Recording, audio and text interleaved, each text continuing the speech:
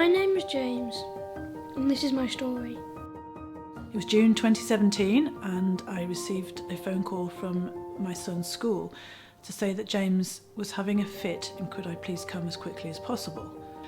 By the time I got there, I was horrified to see that an ambulance had arrived, so I dashed into the school entrance to see James lying in the school corridor.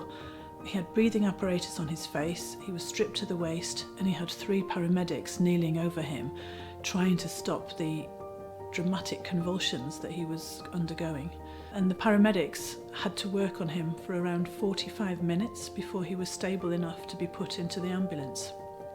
James was rushed in and immediately hooked up to any cable and wire and sensor that you can imagine. He had devices all over him and beeps and screens, and was dashed off to have a brain scan, a CT scan, because they were desperately trying to work out what could have possibly caused such a long seizure, seemingly out of the blue. The CT scan came back as normal, so in the ensuing weeks, James was diagnosed with epilepsy and put on anti-seizure medication. He eventually had an MRI scan 3 months later, and then I received a phone call that I will never forget. The MRI scan had picked something up, so could we please go back urgently the next day for another MRI scan? When you get that phone call about your 9-year-old child, then the world stops. So the next 48 hours were pretty horrendous, but thankfully we learnt a couple of days later that yes, there was a tumour that had been picked up in James's brain, but it looked to be benign and slow growing. Over the following months, James underwent a multitude of tests, and we were in and out of the hospital seemingly every week for one test or another. And after what felt like, and was indeed, months of waiting, we received a date for surgery.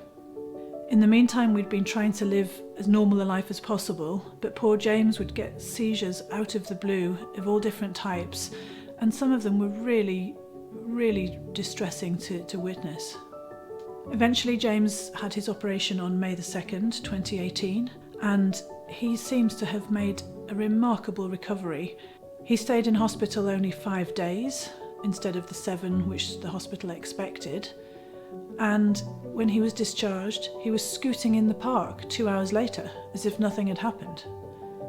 James is still under the hospital care. He had another MRI scan a couple of weeks ago, which is the first one since his operation, and we'll receive the results of that in October, where we'll learn, hopefully, whether they got all of the tumour out, whether there looks to be any growth, and generally to see what's going on in his little noggin.